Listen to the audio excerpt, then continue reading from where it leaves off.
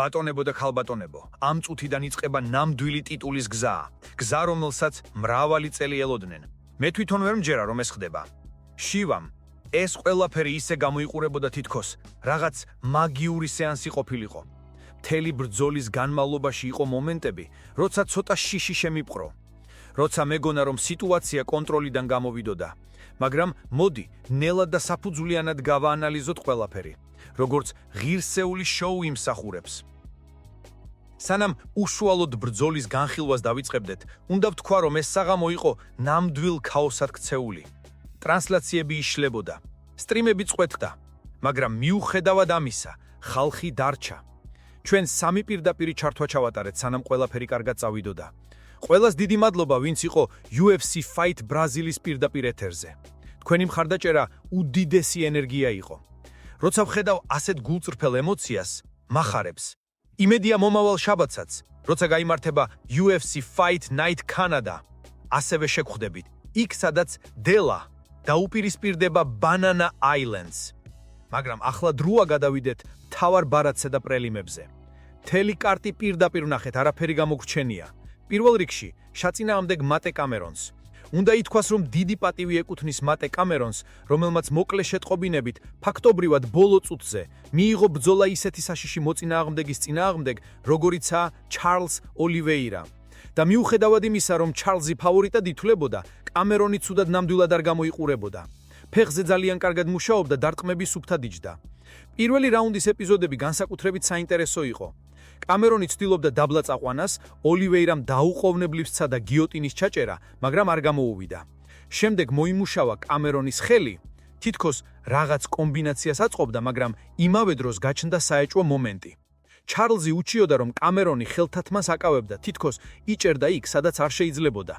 ბრძოლა ახლახან დასრულდა და ჯერ განმეორებით არ გვინახავს, მაგრამ ვიდეოს მიხედვით, კამერონი მართლაც წერდა თითს იმ ადგილას, სადაც ხელთათმანი და ლენტა ერთმანეთს უერთდება. ანუ თითქოს ხელთათმანს არ ჩაავლო, მაგრამ ისე დაიჭირა, რომ ჩარლზს ხელი გაენთავისუფლებინა. ეს ტექნიკურად წესების დარღვევა იყო, მაგრამ ჩარლზმა მაინც გააგრძელა. უნდა ვაღიაროთ, მიუხედავად წლებისა, ოლივეირა ჯერ კიდევ საოცრად ტექნიკური და ჭკვიანია. თუმცა როგორც მაყურებელ პირველად დავინახე, რომ დრო თავის საქმეს აკეთებს. ეს იყო პირველი ნიშანი იმისა, რომ ჩარლზ ოლივეირა ნელ-ნელა კარგავს იმ სისწრაფეს, იმ ბრწყინვალებას, რაც მას წლების განმავლობაში ახასიათებდა. ეს იმ თავითანვე იგრძნებოდა. როცა კამერონის მძიმე დარტყმები თავში ხვდებოდა, ჩარლზის თავი უკან ირხეოდა. თითქოს დრო და დრო მთლიანად ეშლებოდა წონასწორობა. რამდენიმე მომენტი იყო, როცა გულში გავიფიქრე, ეს იყო? ახლა დასრულდა? მაგრამ არა, ძველი ოლივეირას სული ისევ ცოცხალი აღმოჩნდა.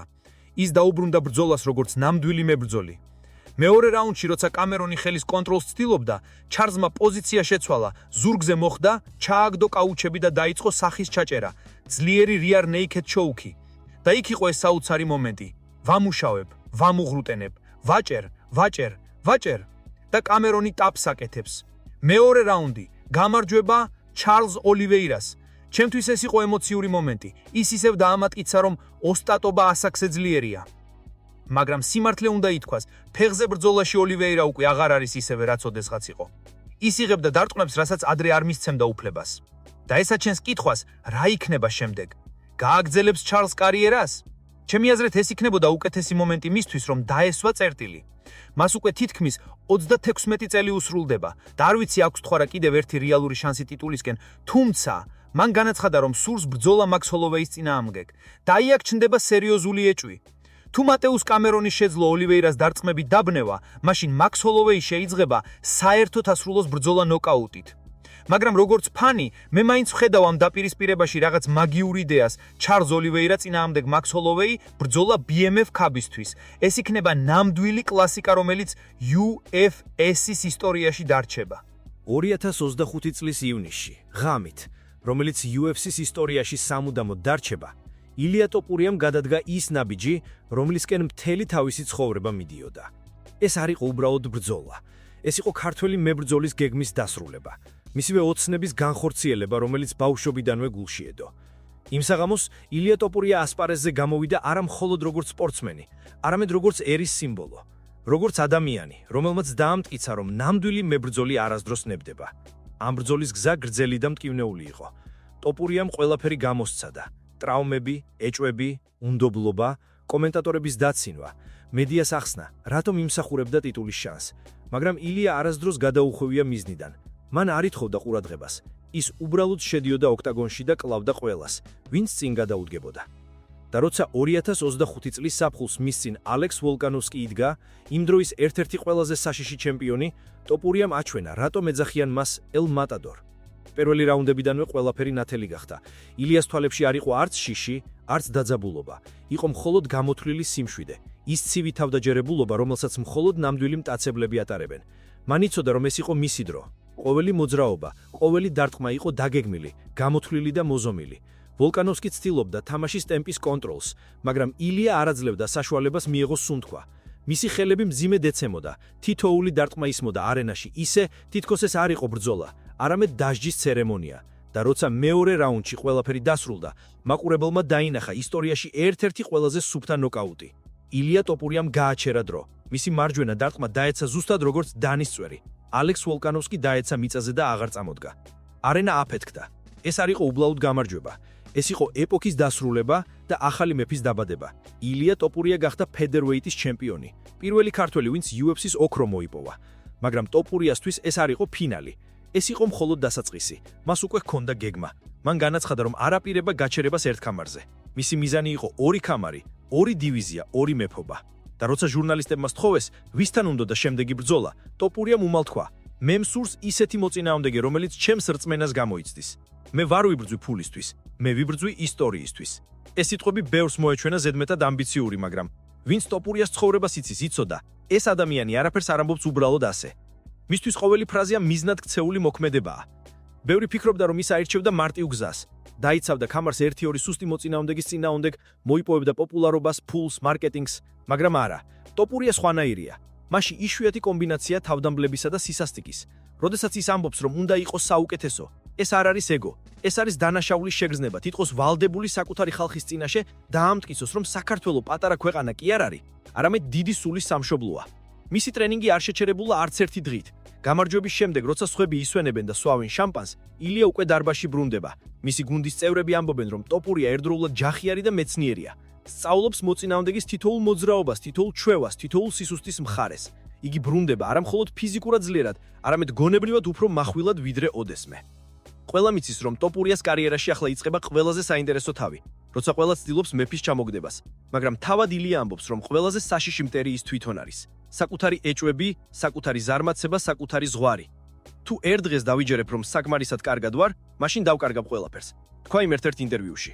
ეს სიტყვები ცხადყოფს, რატომ არის ტოპურია განსხვავებული. ის არ ცდილობს უბრალოდ იყოს ჩემპიონი. ის ცდილობს დარჩეს მშიერი, დაუნდერობელი, მუდმივად მოძრაო წინ, მაშინაც, როცა უკვე ზელოთ არის. ილია ტოპურიას წარმატება არ იყო შემთხვევითი, არც საბედისწერო იღბალი. ეს იყო შედეგი წლების განმავლობაში დაგროვილი ტკივილის, დისციპლინისა და შეუპოვრობის. როდესაც სხვები კმაყოფილდებოდნენ მცირე გამარჯვებებით, ილია ხედავდა მხოლოდ უფრო მაღალ მთას, რომელსაც უნდა გადასდგომოდა. ბავშვობიდანვე მასში იყო ის ენერგია, რასაც ბევრს უბრალოდ არ შეუძლია, შინაგანი ცეცლი, რომელიც არასდროს ქრება. მისი ისტორია იწყება ჯერ კიდევ გერმანიაში, სადაც ოჯახთან ერთად ემიგრაციაში ცხოვრობდა. ტოპური ამბობს, რომ სწორედ იქ ისწავლა 2 რამ: მუხლჩაუხრელი შრომა და მებრძოლი მენტალიტეტი. მაშინ, როცა სხვები სკოლიდან პირდაპირ გასართობად გარბოდნენ, ილია და მისი ძმა ალექსანდრე დარბაზში მიდიოდნენ. სისხლი, ოფლი და გაჭირვება იქ იყო მათი ყოველდღიურობა. ჩვენ არ გვქონდა ფუფუნება დამჯდარიყავით და გველაპარაკა ოცნებებზე, ამბობს ილია. ჩვენ უნდა გვემოქმედა, თორემ არაფერი მოხდებოდა. ეს სიტყვები ზუსტად ასახავს ტოპურიას ფილოსოფიას, მოქმედება ყველაფერზე მაღლა. როცა UFC-ში პირველად შევიდა, ბევრი ფიქრობდა, რომ ის უბრალოდ კიდევ ერთი ევროპელი მებრძოლი იყო, რომელიც ერთ-ორ ბრძოლას მოიგებდა და მერე გაქრებოდა. მაგრამ მათ არ იცოდნენ, რომ ეს ბიჭი არ თამაშობს. ის მოდის ომისთვის და ომში ტოპურია სხვანაირად მოქმედებს. მას არ აქვს ზედმეტი სიტყვები. არ აინტერესებს კამერებთან პოზირება ან სოციალურ ქსელებში სკანდალები. ის ძველი სკოლის მებრძოლია თანამედროვე ეპოქაში, სადაც ჯერ აკეთებს, მერე ლაპარაკობს. მის სტილში იგრძნობა სიზუსტე და აგრესია, ტექნიკა და ინსტინქტი ერთდროულად. როდესაც ის ოქტაგონში შედის, მის თვალებში ჩანს რაღაც ცივი, თითქოს სახიფათო სიმშვიდე. თითქოს ის უკვე იცის როგორ დასრულდება ყველაფერი და თითქმის ყოველთვის ასეა კიდეც. ბევრი ექსპერტი უჭირს მისი კლასიფიცირება. ზოგისთვის სტრაიკერია, ზოგისთვის გრაპლერი, მაგრამ სინამდვილეში ტოპურია ჰიბრიდია. ის იდეალურად აკავშირებს ყველაფერს, რაც ბრძოლას სრულყოფილს ხდის. როდესაც მოწინააღმდეგე ცდილობს დისტანციის შენარჩუნებას, ტოპურია შორდება სროლითან თვლით. როდესაც ცდილობენ დაპრესონ, ის ხვდება კონტრდარტყმით, რომელიც ხშირად ბრძოლას ამთავრებს. მაგრამ ტოპურიას უპირატესობა მხოლოდ ტექნიკაში არ არის. ის ფსიქოლოგიური ბრძოლიცაა.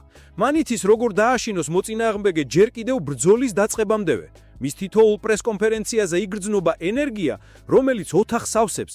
ის არ ყვირის, არ ცდილობს ვინღასის დაჩაგრებას სიტყვებით, უბრალოდ ამბობს სიმართლეს პირდაპირ. და ამ სიმართლეს ისეთი სიმძიმე აქვს, რომ მოწინააღმდეგეები ხშირად თვალებში ვეღარ უყურებენ. როდესაც მან ერთხელ განაცხადა, რომ თუ ვოლკანოვსკი დარჩება ჩემ წინ, მე მას გავაქროფ ოქტაგონიდან, ყველა გაიცინა. მაგრამ მეორე დღეს კი, ეს ზუსტად ასე მოხდა. მას შემდეგ ტოპურია გახდა არა მარტო ჩემპიონი, არამედ კულტურული ფენომენი. მთელი საქართველო ერთიანად დადგა მის გვერდით. ქალაქებში მისი გამოსახულებას ბანერებზე აკრავენ, ახალგაზრდები მის სტატუებს იმეორებენ, ბავშვები მის მოძრაობებს ავარჯიშებენ. ილიასთვის ეს დიდება არ არის მხოლოდ საკუთარი სიამაღე, ეს არის პასუხისმგებლობა. მე არ ვარ მხოლოდ მე ვარ ჩემი ქვეყანა, ჩემი ხალხი. როცა ოქტაგონში ვდგავარ, ვიცი რომ ჩემ ზურგზე უკან მთელი საქართველო დგას, ამბობს ის. და ზუსტად ეს განაასხვავებს მას ბევრ ჩემპიონს შორის. ილია ტოპური არ იბრძვის მხოლოდ საკუთარი თავისთვის, ის იბრძვის იდეისთვის. მისთვის გამარჯვება ნიშნავს იმის მტკიცებას, რომ პატარა ქვეყანას შეუძლია დიდების მოპოვება, რომ ბრძოლაში წარმატება არ განსაზღვრება გეოგრაფიათან, რესურსებით, არამედ გულით და მენტალიტეტით. სწორედ ამიტომ მისი გამარჯვების მერე მთელი საქართველო მზეიმოა ისე, თითქოს ეს იყოს ეროვნული დღესასწაული. ტოპურიას გამარჯვება გადაიზარდა იმედად ახალგაზრდებისთვის, რომ შრომა და რწმენა შედეგს მოიტანს, იმედად იმ ადამიანებისთვის, ვინც წაქცევის შემდეგაც უნდა ადგეს. თუმცა გამარჯვების შემდეგ ილია არ შეცვლილა. ის ისევ იგივე ბიჭია, რომელიც დილით ადრე დგება, მიდის დარბაზში და შრომობს. მისთვის სიტყვა ჩემპიონი არ ნიშნავს დასვენებას, ეს ნიშნავს ახალ ტვირთს. როცა ჩემპიონი ხდები, ყველა ცდილობს შენს დამარცხებას. მაგრამ მე ამას არ ვუყურებ როგორც საფრთხეს. ეს არის мотиваცია. თქვა მან. და ახლა მთელი MMA-ის სამყარო ელოდება მის ნახშამნაბიჯს. საუბარია იმაზე, რომ ტოპულიამ შესაძლოა შემდეგი ბრძოლა ჩაატაროს lightweight დივიზიონში, იქ სადაც მეფობს ისლამ მახაჩევი. და სწორედ აქ იწყება ისტორიის მეორე ნაწილი, ეპიკური დაპირისპირება, რომელიც შეიძლება გახდეს 10 წლეულის ბრძოლა. ტოპურიასა და მახაჩევის შესაძლო დაპირისპირებამ უკვე ააფეთქა მთელი MMA-ის სამყარო. ერთი მხარეს ისლამ მახაჩევი, ხაბიბ ნურმაგომედოვის მემკვიდრე, დაუმარცხებელი დომინატორი, რომელიც რუსულ და დაღესტნურ ტრადიციებზეა დაფუძნებული. მეორე მხარეს ილია ტოპურია, ქართველი მტაცებელი, რომელმაც დაამხო ავსტრალიელი იმპერია და საკუთარი სახელი ოქროს ასოებით ჩაწერა UFC-ის ისტორიაში. ეს არ იქნებოდა უბრალოდ ბრძოლა ორი მებრძოლის შორის, ეს იქნებოდა ფილოსოფიების შეჯახება. მახაჩევი წარმოადგენს ტაქტიკურ სისუფთავეს, კონტროლს, ჭიდრო გრაპლინგს და აბსოლუტურ დისციპლინას. ტოპურია კი წარმოადგენს ენერგიას, სისწრაფეს, ემოციას და ცეცხლოვან შეუპოვრობას. ერთი ცივია, მეორე კი ცეცხლოვანი. ერთი აზროვნებს როგორც გენერალი, მეორე მოქმედებს როგორც მტაცებელი. მაგრამ ტოპურიასთვის ეს ბრძოლა იქნებოდა უფრო მეტი, ვიდრე უბრალოდ ქამრისთვის ბრძოლა. მას სურს დაამტკიცოს, რომ ევროპა შეუძლია დაუპირისპირდეს რუსულ დაღესტნურ დომინაციას, რომელიც წლებია ჭიდაობითა და კონტროლით მართავს UFC-ს. ტოპურიას სტილი თითქოს ნაცხენებია სწორედ იმისთვის, რომ დაამსხვრიოს ასეთი სისტემა. მას არ აშინებს ტეიქდაუნი, არ უშინდება წნეხს. პირიქით, ის thrives ქაოსში. იქ სადაც სხვა კარგავს კონცენტრაციას, ილია პოულობს გზას გამარჯვებამდე. ტრენინგ ბანკის შიგნით მისი ინტენსივობა უკვე ლეგენდად იქცა. ერთ-ერთმა სპარინგ პარტნიორმა თქვა: ილია დარბაზში ისეთივე საშიშია, როგორც ოქტაგონში.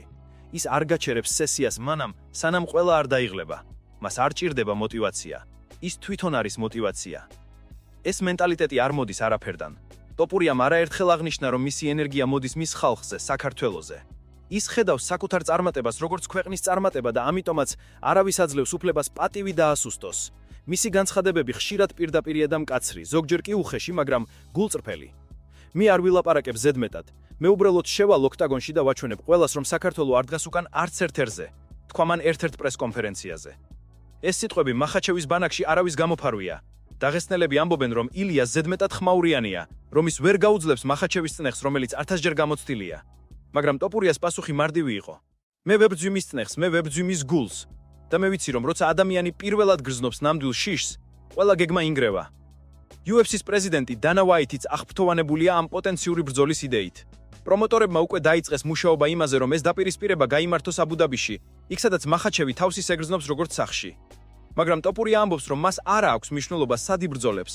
შეიძლება ბრძოლა ჩატარდეს მთაში, უდაბენოში ან სამზარეულოში, მე მაინც მოვიგებ, განაცხადა მან სიცილით. სპორტული ანალიტიკოსები აღნიშნავენ, რომ ეს დაპირისპირება შესაძლოა UFC-ს ისტორიაში ერთ-ერთი ყველაზე რეიტინგული აღმოჩნდეს.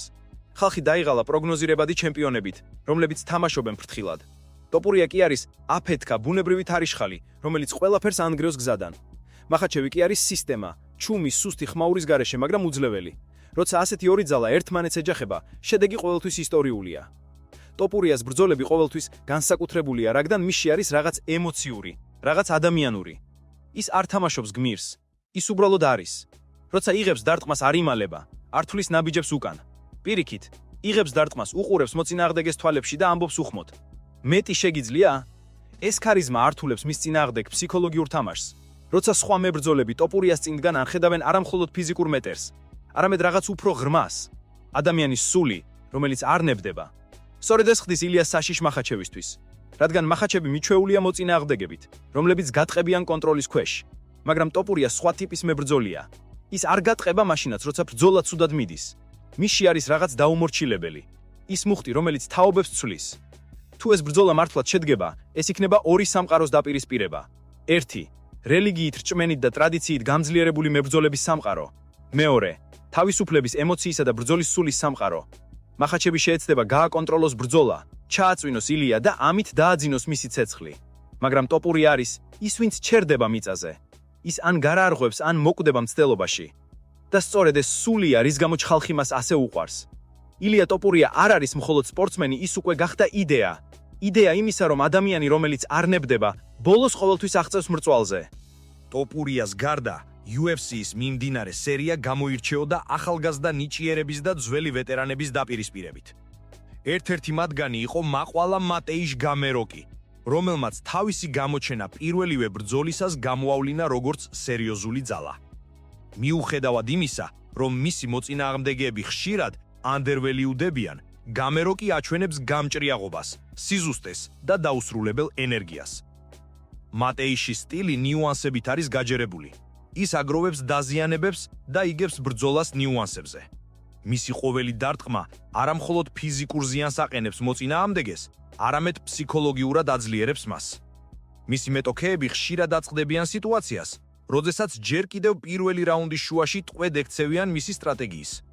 მაგრამ მასთან ერთად ჩანს სხვა სახელებიც, რომლებიც ძალიან საინტერესოა ახალგაზრდა თაობისთვის. დევიდ ფედო, რომელიც მსოფლიო გამოცდილებით და სიძლიერით გამოირჩევა. მისი ილეთები, ტექნიკა და მენტალური სტაბილურობა აძლევს მას შესაძლებლობას, რომ იყოს ერთ-ერთი ყველაზე პრობლემური მოწინააღმდეგე. მისი ბრძოლები არ არის მხოლოდ ფიზიკური, ეს სტრატეგიული ომია. დასახელების ღირსია ასევე ფილჰო, რომელიც flyweight დივიზიაში უკვე დაამტკიცა, რომ შეუძლია იყოს წამყვანი მებრძოლი. მისი სისტრაფე, მოქნილობა და ტექნიკა აყენებს მას სხვებზე მაღლა. ახალგაზრდა თაობა უკვე უყურებს მას როგორც მაგალითს იმისა, როგორ უნდა შენარჩუნო წარმატება ხანგრძლივად. მიუხედავად იმისა, რომ ბევრი ვეტერანი უკვე კარგავს თავის პიკს, UFC მუდმივად აძლევს მათ შესაძლებლობას დაბრუნდნენ ოქტაგონში, რათა დაამტკიცონ, რომ გამოცდილება უმეტესად ფიზიკურ სიძლიერეზე მაღლა დგას. ილია ტოპურიას მსგავსად, ეს მებრძოლები აკეთებენ იმას, რაც სხვებისთვის შეუძლებელია. ისინი აჩვენებენ გულს, თავგადასავლით და რისკით სავსე ბრძოლებს. მათ შორისაა ქალთა MMA-ის ლეგენდებიც, რომლებიც ბოლო რამდენიმე წლის განმავლობაში ძალიან წარმატებულად მოიპოვებენ პოპულარობას.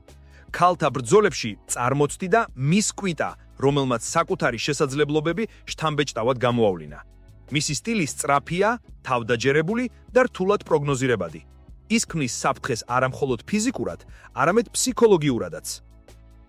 ნიკოლსა და როჩას დაპირისპირება იყო კიდევ ერთი საინტერესო მაგალითი, როდესაც flyweight დივიზიაში სწრაფი, ტექნიკური ბრძოლები მოიპოვებს ყურადღებას. ნიკოლი ცდილობდა თავისი შესაძლებლობების მაქსიმალურად გამოყენებას, მაგრამ როჩა აჩვენა სწრაფი, ძლიერი და მობილური სტრატეგია, რომელმაც მოიგო ბრძოლის უმეტესობა. მაიკლ აიდას წინააღმდეგ ბრძოლაც ასევე გამოჩნდა, რომ ახალგაზრდები და ვეტერანები ერთმანეთს თამაშობენ თავიანთ სტრატეგიებსა და ტექნიკებს. ჯეისონ ჰერსოგის რეფერინგი ამ ბრძოლებში გამოირჩეოდა გაუგებრობით, რაც ხშირად იწვევს მწვავე შეფასებებს, მაგრამ ეს UFC-ს ნაწილი ხდება. ბრძოლები არ არის მხოლოდ სპორტული, ისინი ფსიქოლოგიურ ელემენტსაც შეიცავს. Heavyweight დივიზიაში მარიო პინტო ან პატრინო გამოირჩევა თავისი მაღალი ტექნიკით, კონტროლით და გეგმით. ის აჩვენებს, რომ ძლიერი ილეთები და სტრატეგიული მოტივაცია შეიძლება იყოს საწინდარი წარმატებისთვის. ის დომინირებს თავის მოწინააღმდეგეებზე და აჩვენებს, რომ მძიმე კატეგორიაში ტექნიკა იმდენად მნიშვნელოვანია, რამდენადაც სიძლიერე. UFC-ს ყოველი ბრძოლა არ არის მხოლოდ ფიზიკური შეჯახება. ეს კულტურული მოვლენაა, ისტორიის ნაწილი, რომელიც აერთიანებს გულშემატკივრებს მთელს მსოფლიოში. ტოპურია, გამეროკი, ფედო, ფილჰო, მისკვიტა, ყველა მათგანი ქმნის უნიკალურ ისტორიას, რომელიც გავლენას ახდენს მომდევნო ტაობებზე. ეს პოლკა აჩვენებს, რომ UFC არ არის მხოლოდ შეჯიბრი, არამედ ინსტიტუცია, სადაც თითოეული მებრძოლი, ახალგაზრდა ან ვეტერანი, კაცი ან ქალი ქმნის ისტორიას. თითოეული ბრძოლა, თითოეული დარტყმა, თითოეული ტექნიკა აფორმელის სპორტის მომავალს და ინსპირაციას მილიონი გულშემატკივრებს.